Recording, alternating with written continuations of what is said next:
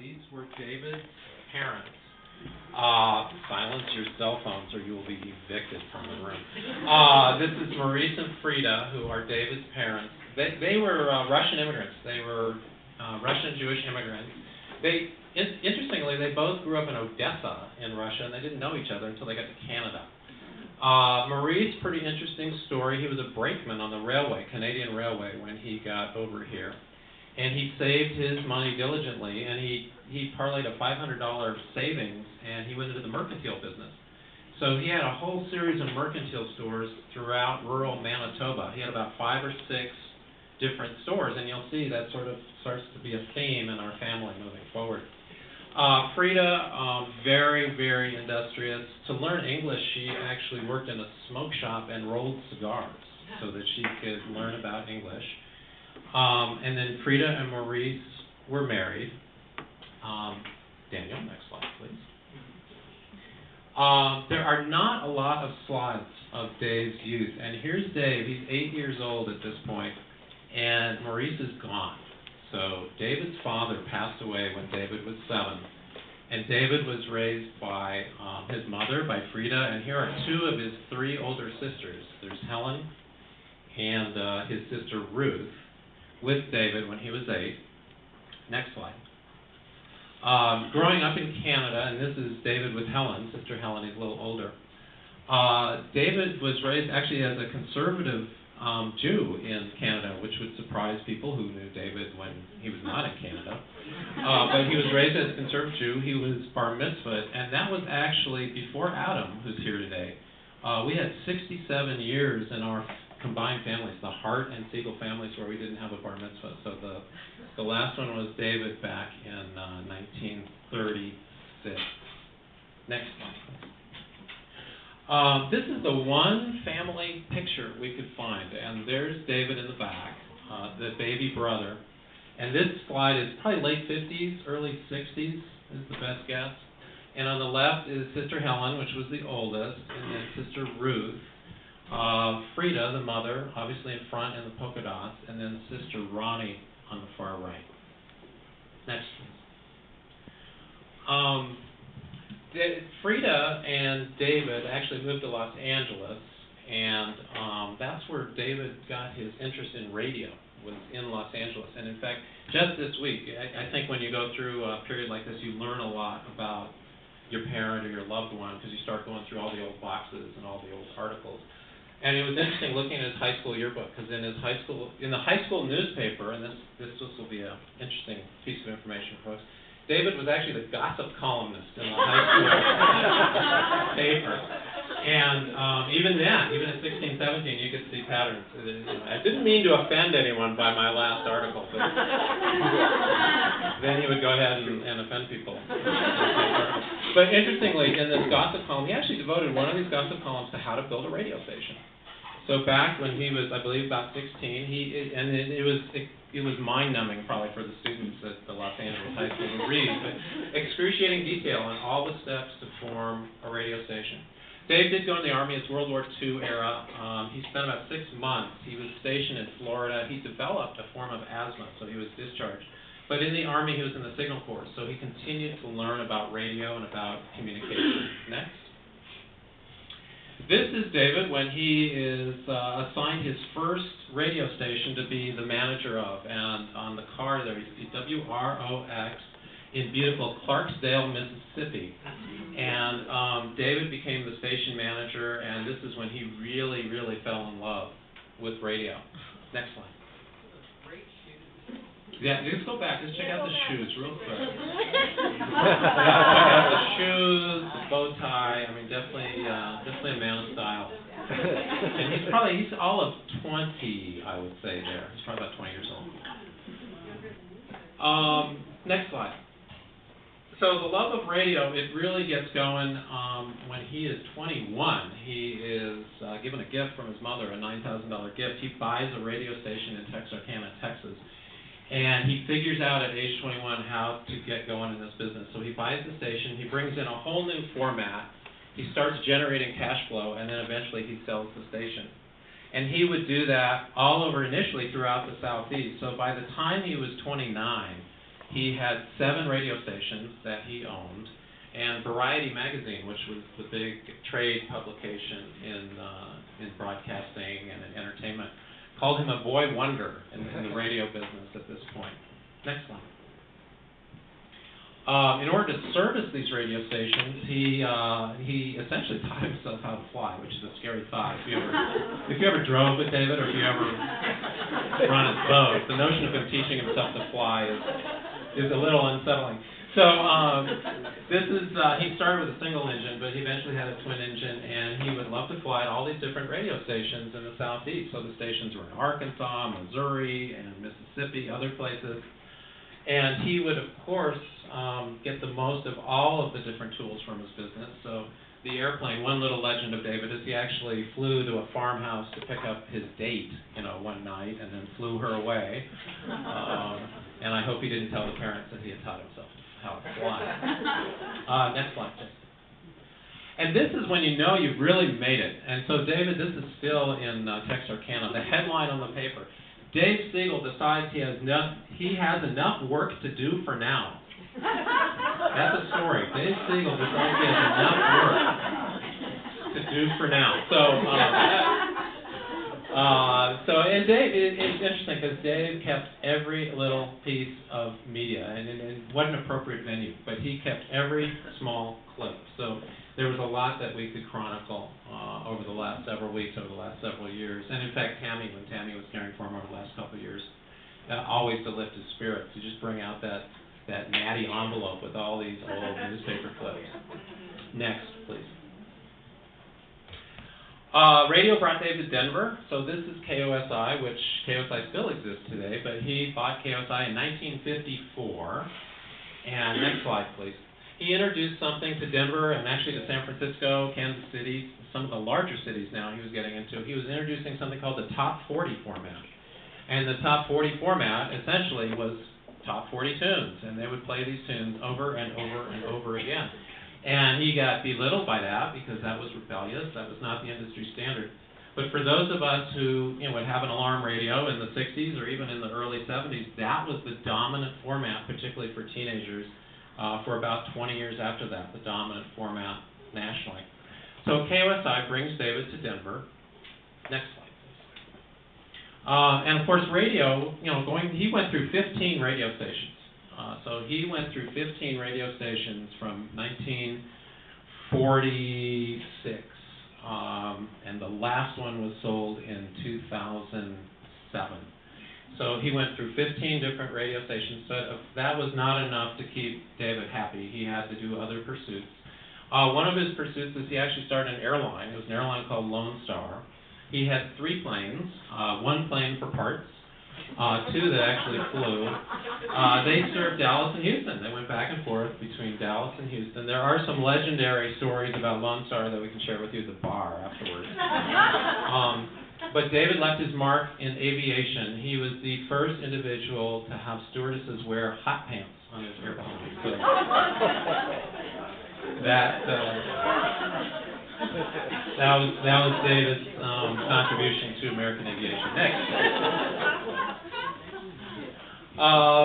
We love this picture. We actually showed this picture 3 years ago. Many of you in the room will know that David's first wife, Jean, my mother, and also Sandy's here today, Sandy's mother as well, passed away 3 years ago. But David and Jean met in Denver.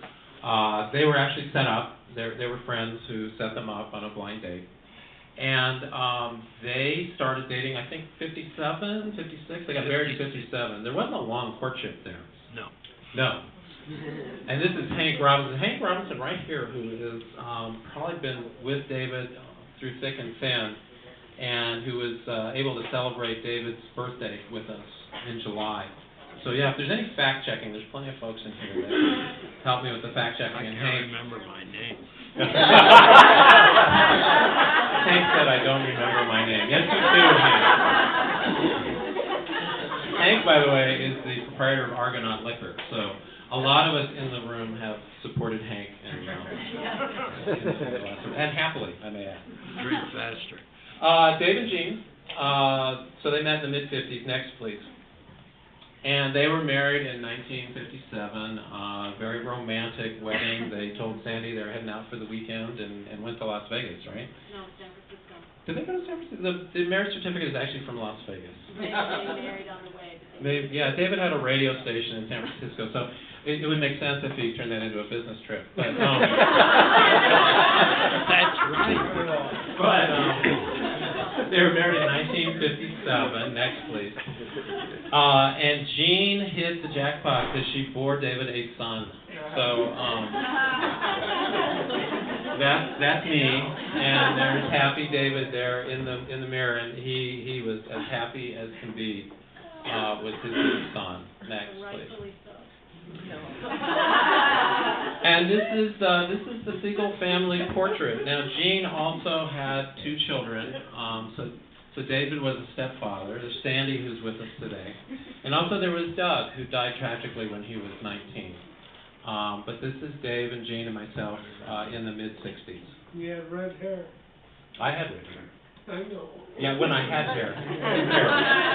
Harold Griskin is here. Harold were neighbors of ours on Leiden Street. And yeah, when I had hair, it was red. Yeah. Let's move along, please. A lot of you in Denver will remember really Dave. This is sort of Dave in his prime in the 60s and 70s.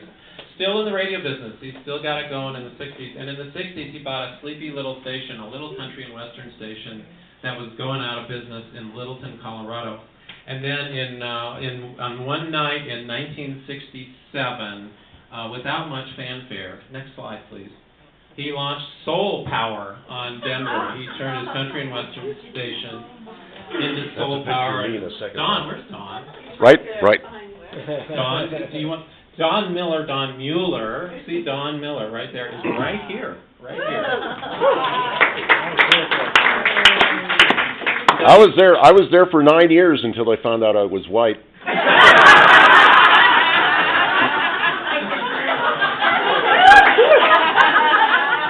I also told Don that was like quadruple the life expectancy of most of Dave's employees. So. Dave really liked Don. So KDKO was a game changer in many ways, certainly for Denver. It was the first station to serve the African American community. Next slide, please. And Dave learned a lot of things. Even a seasoned radio man at this point realized he's already been through about 13, 14 radio stations, so he's learned a lot about the business. But he learned a lot about the city, and again, this may be more bar talk than anything else. There were some real challenges in selling advertising on an African American radio station in Denver, Colorado in the late 60s and early 70s. Dave was involved in the community. He didn't really consider himself, I think in the bio I said he didn't consider himself a do-gooder, but he did some great things. For example, he built ranch homes in Crestmore, the Crestmore area between 6th and 4th and 6th and 4th in Monaco and about Primaria. That piece of land was owned by Denver Public Schools. That was going to be George Washington High School, and then the demographics of the city shifted. So Dave and a partner actually acquired that, and they got all ready to build schools, build houses. And they learned there were covenants in Crestmore at the time that you can't be Jewish or black and live in Crestmore. So Dave actually challenged that and busted the covenants in Crestmore. And then he promised to sell to as many Jewish people as he could. And in fact, Steve, where's Steve? Steve Epstein, my oldest friend, romance, 50-plus years. Steve's dad was one of Dave's customers. Dave actually built a house for Steve's family. And that's more bar talk. That was a pretty excitable little conversation. He also was on the board of the Jewish Community Center, which is the charity of choice if anyone feels inclined. He was on the board, and he got involved with the negotiations on the ranch camp land. So if anybody has been to Elbert through the JCC, Dave played a part in that. Next, please. Toys. In the bio, we talk a lot about Dave's toys, and I mentioned the airplane and the self-taught on the airplane. Well, he was a little self-taught too on a boat, and they actually regulate you more on an airplane than they do on a boat.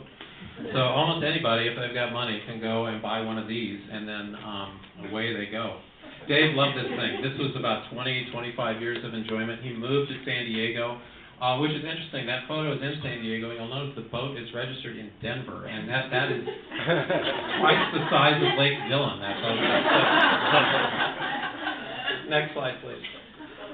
So he spent a lot of time on his boat. You can't really tell on the slide. This is an unfortunate brief mustache era for Dave. And all sorts of festivities would happen. Things we knew and didn't know until the past week. Going through the pictures. Next slide, please. I don't know what's going on here.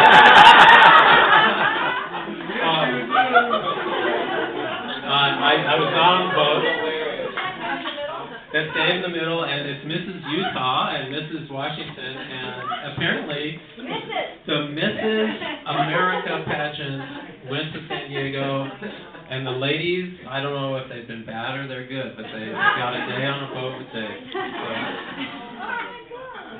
So, next slide, please. What year was that? 93, actually. So he's 70 there. One of his other toys, Dave wasn't big on cars, but he did have a Jaguar in the 60s, and it was notorious for stalling on the Valley Highway. So one of his industrious friends gave him this headline in order to remind him fondly of the Jaguar. Next, please. Brad, he didn't just have a Jaguar, he had an XK8. Well, there you go. The fastest, sexiest sports car you could ever want to have. Well, if anyone would know about this, it would be Taffy Lee. Thank you. Dogs. Dave loved dogs, which in theory is a good thing, but he had all these little poodles, and to me, and we have dogs. We have like a 90-pound dog. I rebelled against that. But Dave did love his dogs. This is Dave spending a rare moment with Winnie. It doesn't look like Winnie is particularly enthusiastic about the entertainment. Next slide, please. And sometimes these dogs, just got to be a bit much. I put this slide as a transition.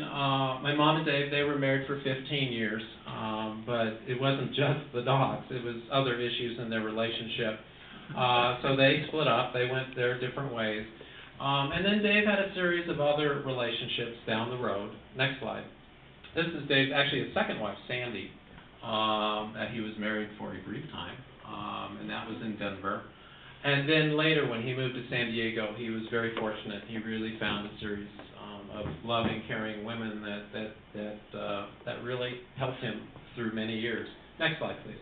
So this is Peggy, his friend Peggy, and we're getting into the 70s, and probably the 70s in terms of age, maybe close to 80, and they would travel and they'd go on cruises, and Peggy really brought a lot of joy into Dave's life.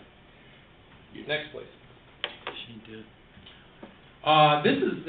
Dave's longest relationship is on the wall behind him and I, and that's his radio station in Greenville, Mississippi, WGVM, and then of course the very creative use of call letters on the FM, WDMS, David M. Segal. There's no ego in radio, right, Don? That's right. That's right. Anyway, Dave was, it was 61 years that radio station was in the family. So it was the second or third radio station he actually bought. It wasn't actually the first, but it was absolutely the last one. And he was pretty much out of radio by the 1970s, but he held on to GVM and DMS really until almost the end. Next. Then Ruth came on the scene, and Ruth, of course, is my wife. And Dave didn't. In fact, he even said this. This is a Dave quote from our rehearsal dinner at our wedding. Dave gets the microphone and he says, "When I met Ruth, I didn't really like her very much." Well, he learned to love Ruth, and this is when Ruth and Dave. This was very early. This is just after they met. Next slide. Then, of course, it really didn't matter how he felt, right? Because we got married, and then Ruth hit the jackpot. Next slide.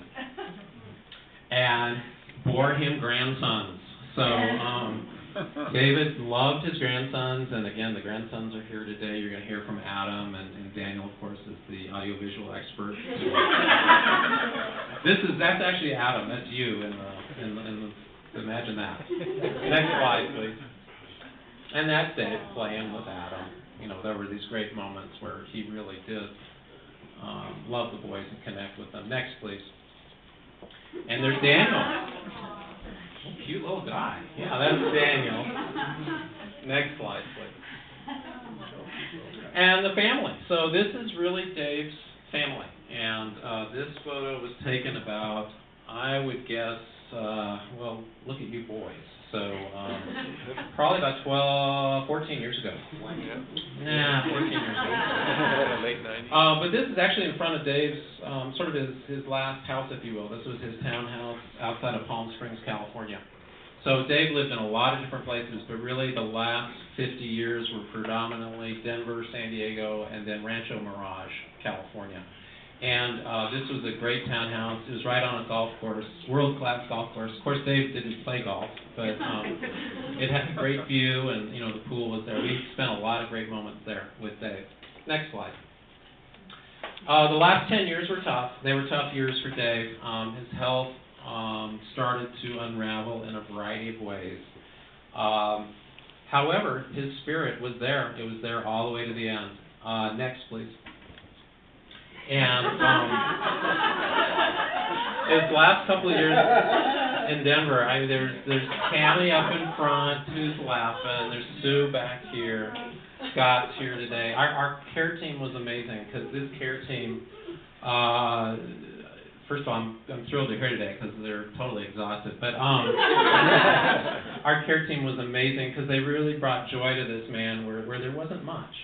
Yeah. So he did amazing things the last couple of years. Tammy and Dave would run up to Black Hawk, play the slots. She would take him to the theater, and we never really got a debrief on the Blue Man Group. I can't imagine how Dave did with that. Went to an Avalanche hockey game, and you know, Dave being from Canada, hockey was just his passion. When I was a kid, when I was a little kid, he'd take me to DU hockey games all the time. So in the end, it was a long road for Dave the last 10 years or so, but thank goodness for, again, this care team and everybody in Denver really coming together for him. And Daniel, I think that's it. So next slide, please. Next slide, please. Okay, thanks. At this point, Adam has a few words, and then if anybody else, and then we'll hand it back to Rabbi. My grandpa was like a complicated person. Like there were a lot of different aspects of him. I think like one way to explain that would be the taste palette. When you think of old men, you think of like sweet old men and bitter old men and sour old men and spicy old men. But if there's anyone who had all of those qualities, I think my grandpa definitely is one of them. And he really had a lot of strength and a lot of love and a lot of other, a lot of really positive qualities and a lot of qualities that, so he just had a lot of qualities. But I think one of the things that I was thinking the most about when I was thinking about my grandpa for the past week or so is that he was really stubborn, but in kind of a different way, I think, from how a lot of other people are stubborn. Because I think my grandpa was a person who would put everything that was on his mind on the table, and you could take it or leave it, and that's kind of a freedom that he gave to you. I think there are a lot of people who are set in their opinions, and they set out to change other people's opinions, and my grandpa wasn't like that. He was set in his opinions, but he definitely gave you the space to have your own. And, you know, it would be hard to change his, but he wouldn't really be trying to change yours. So I think that's why a lot of the relationships I saw between him and my family, between everybody, like, there were definitely arguments, but it was always able to move past there, because I think he was always willing to let you think whatever you wanted to think, and expected that in return, and, you know, even if you didn't, he would put it there. So, he was, I think he was really honest, really upfront, and really respectful of what other people thought, at least. And let you have your space to have your ideas. So I think I learned a lot of things from my grandpa. I think he was someone who taught a lot through example and also a lot through counter-example.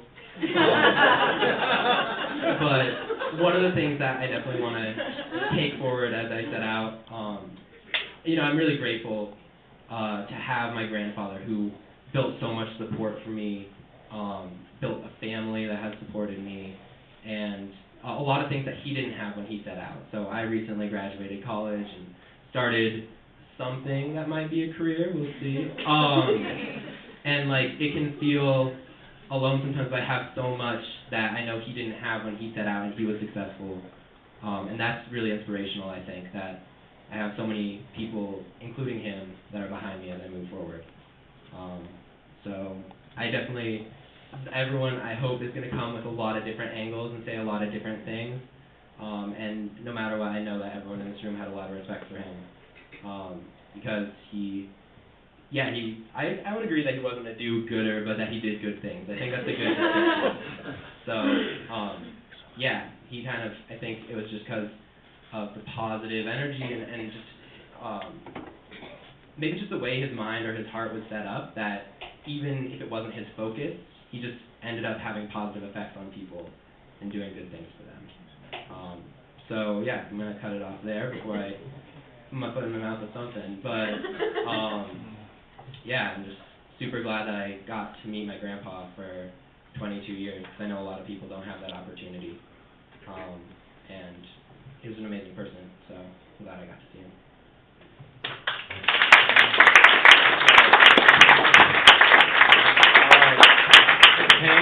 Hank Robinson has something to say. Hank, you got to speak real close to the mic. Well, Adam, I must tell you, I knew your grandfather before you were born. And what you said was basic. He was an honest guy. No matter what else he was honest. He'd tell you the way it was. And when you talk about do-gooders, when my first wife divorced, I didn't have a dime. And I was sleeping in my folks' basement. And Dave said to me, well, come and move in the motel and just pay me for the linens and the towels. And I must have lived there for 4 or 5 months with his blessing. But I have to tell you another thing about Dave Segal. I'm in the retail business now, and the customer is always right, but not with Dave Segal.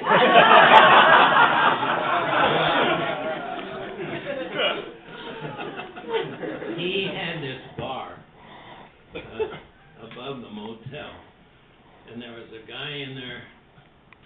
He was one of a Jewish person. And, I think he was in the printing business, but he was a very good customer. But he rubbed Dave Segal wrong. And one time he was in there drinking. Dave Segal said, and he was there almost every day. And Dave Segal said, if I live to be 100, I'll never forget him. Dave Segal says, why don't you find another place to go? You're not welcome.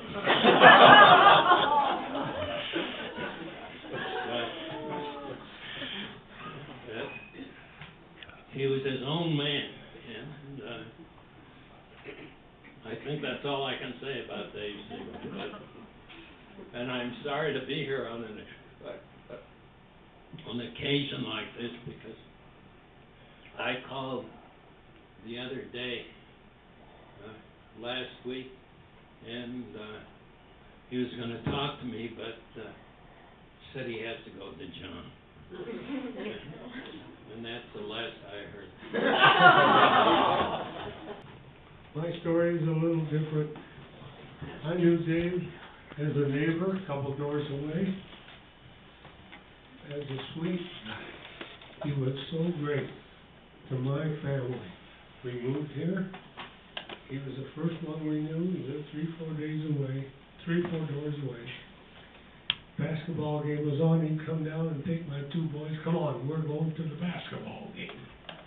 That sounds like Every time he'd show up, it was sweet.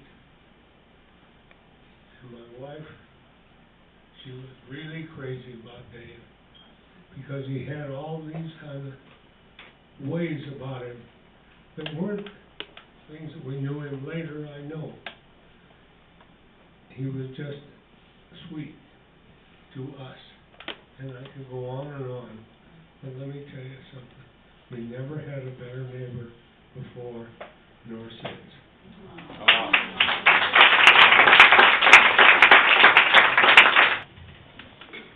I just have to address the fun side of David. We laughed and laughed and laughed and laughed. And he told me that he didn't like to gamble. And I took that at face value.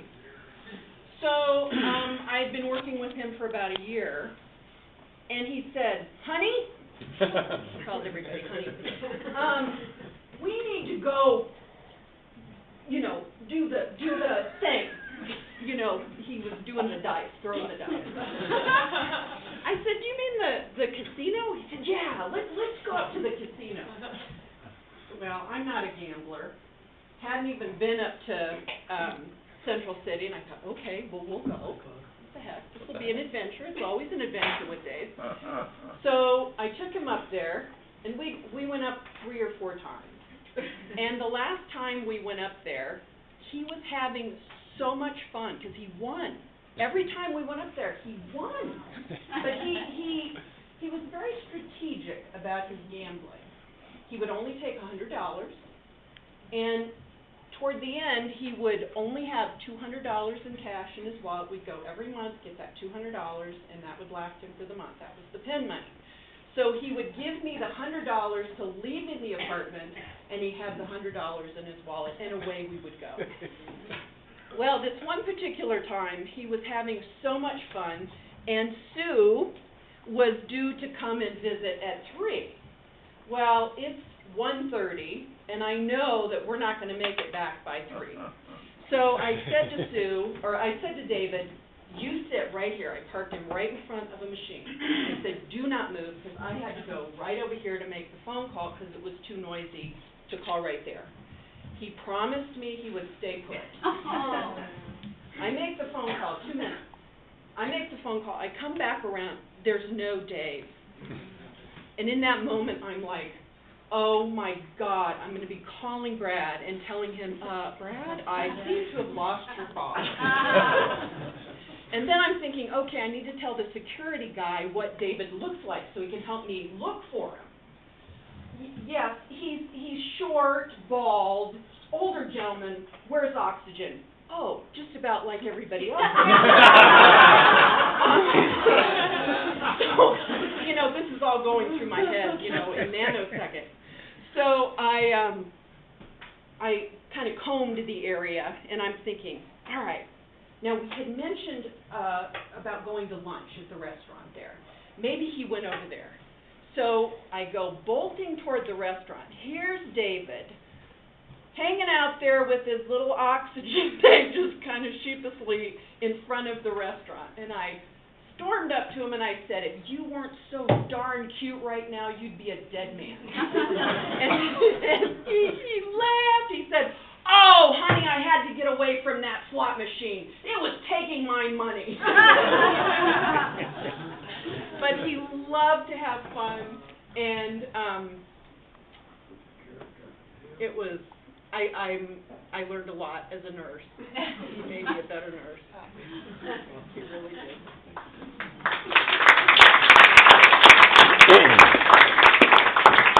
All right, we got Don, and then Steve, and then we will, Ben the Rabbi.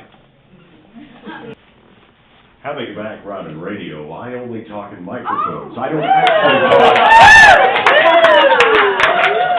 don't actually talk to real people. I just talk in microphones. That's the only way I can communicate. You know, I was fully expecting to see an open casket with a cigar sticking straight up. I don't know where his burial plot is going to be, but I'll bet he got a trade out on that. Or perhaps a timeshare. Originally, I went to college in Pueblo, and when I came back to Denver in 1969, I was looking for work. And so I was referred to him, and he had a station called KDKO Soul Radio. Now, this is rather interesting how this all started. He was trying out a morning show that was called Forward Metro Time, which was a different format than Soul.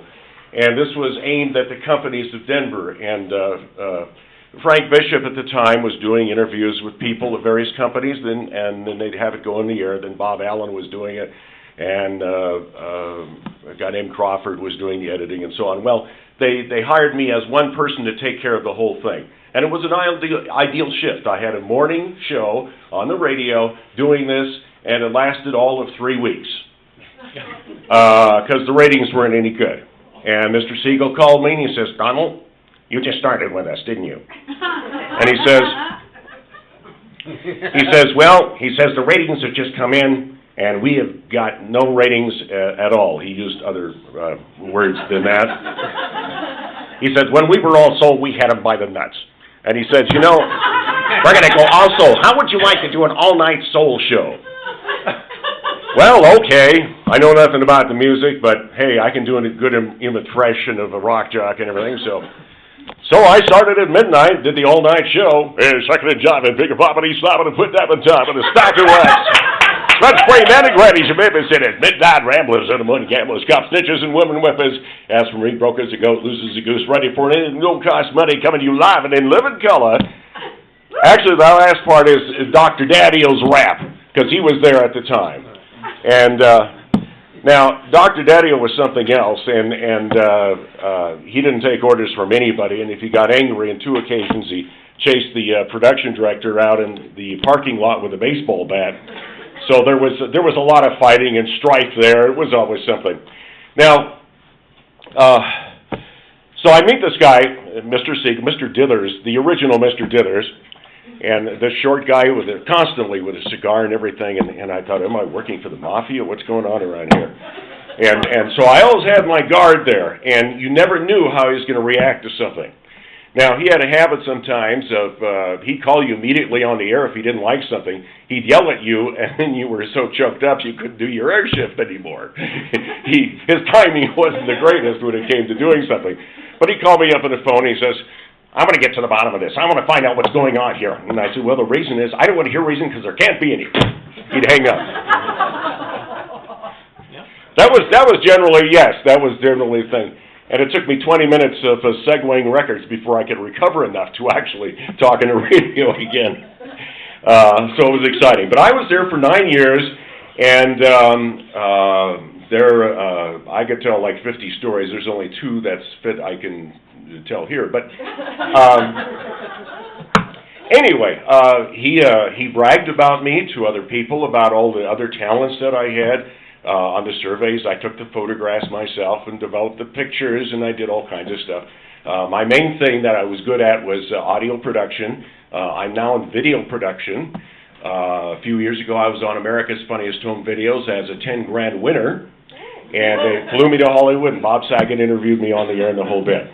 So, been there and done that, and all kinds of things. And so when I left the station, Segal gave me a tremendous reference, and I went to KDEN News Radio at the time.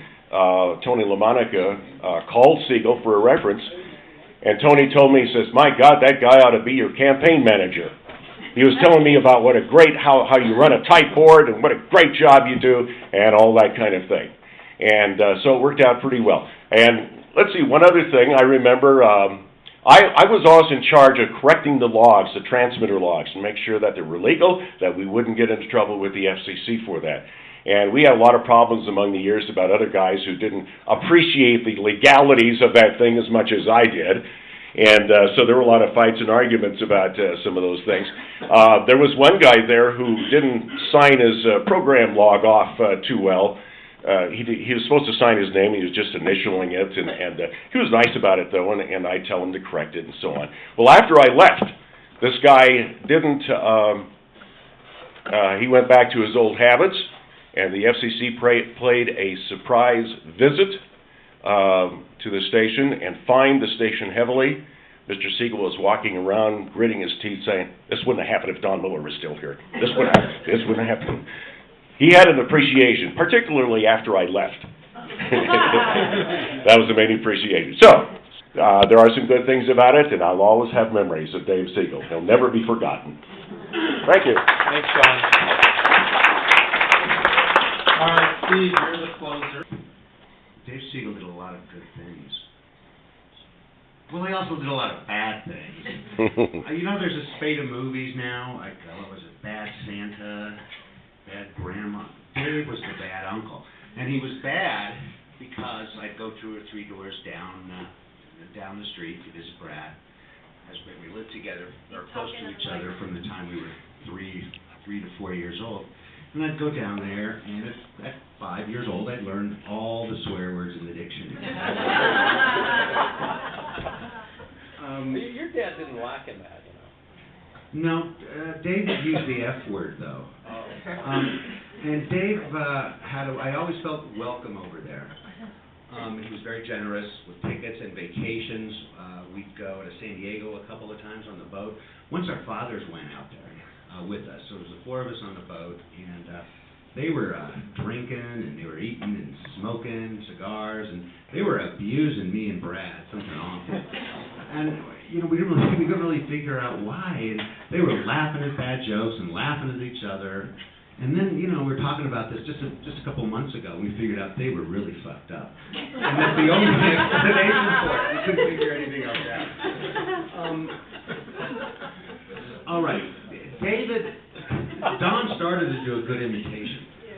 David was a special person because he invoked images of Richard Nixon meets Krusty the Clown. And if you know David Segal, you would understand that, with a little bit of Billy Crystal thrown in. And I say that because David very much had a Jewish identity, but he didn't like religion, didn't particularly like Jewish people, but was still a very Jewish person. One of his favorite quotes is when Kari and I moved into our current house near Cranmer Park, he said, "Oh, so now you're a hilltop Jew."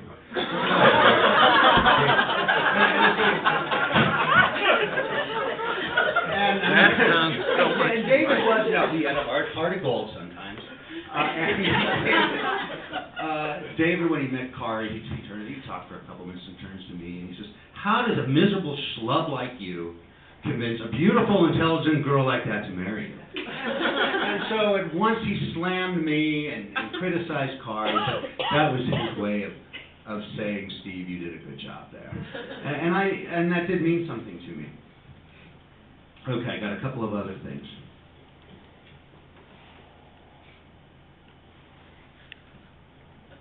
He can't read his own handwriting. That's one of the problems. Okay. Finally, all right, that's it. I did it. I've got. Okay. Now wait a minute. This wasn't easy. I'm thinking. I was going to say a few words, and then I didn't really think about it until just now, and I think, well, what can I say good about Dave Segal? And I whispered to Kari, and I said, "Kari, what can I say good about Dave Segal?" And she gave me 1 or 2 things. And then I thought about it, and I don't necessarily have to say something good. The way Dave was he was brutally honest, and he loved to bust chops, and he loved you if you could bust his chops back. And that was part of the deal with David Segal. At the end of the day, and he never said this, I had the feeling that he had my back, and he had the back of the people that he cared about. Thank you, Brad, for putting on this great show for your dad.